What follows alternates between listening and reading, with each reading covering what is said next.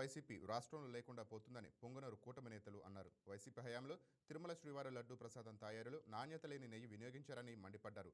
పొంగనూరు శ్రీ కళ్యాణ వెంకటరమణ స్వామి ఆలయం వద్ద నిరసన తెలిపిన కూటమి నేతలు దేవుడు మత విషయంలో వైసీపీ రాజకీయ లబ్ధి కోసం పాకులాడటం సరికాదన్నారు.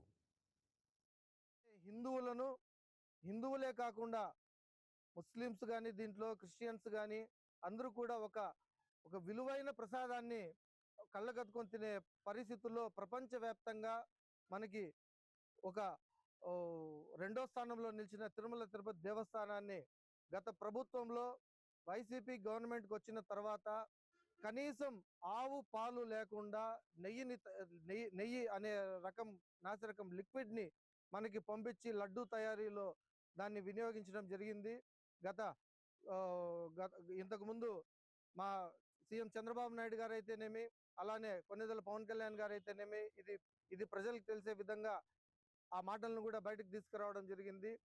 మొన్న సిట్ ఇచ్చిన నివేదికలో కనీసం ఆవు పాలన అనేది వినియోగించకుండా ఒక నెయ్యిని తయారు చేశారంటే ఆ ఘనత వైఎస్ఆర్సీపీ వాళ్ళకే చెల్లింది.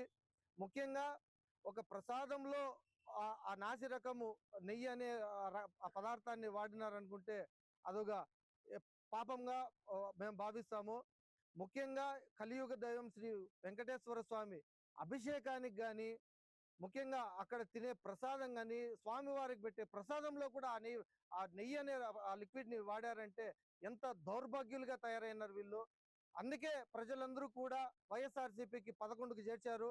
రానున్న రోజుల్లో వెంకటేశ్వర స్వామి శాపంతో వైఎస్ఆర్సీపీ పార్టీ నామరూపాలు లేకుండా పోతుందని హిందువులుగా మేము హిందూ భావాల్ని మేము తీసుకొని అందరికీ కూడా మేము విన్నవించుకుంటున్నాము.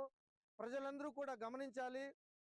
పాపాత్ములు భూమి మీద చాలా రోజులు ఉండరు. గతంలో మహామానీయులను కూడా చూశారు.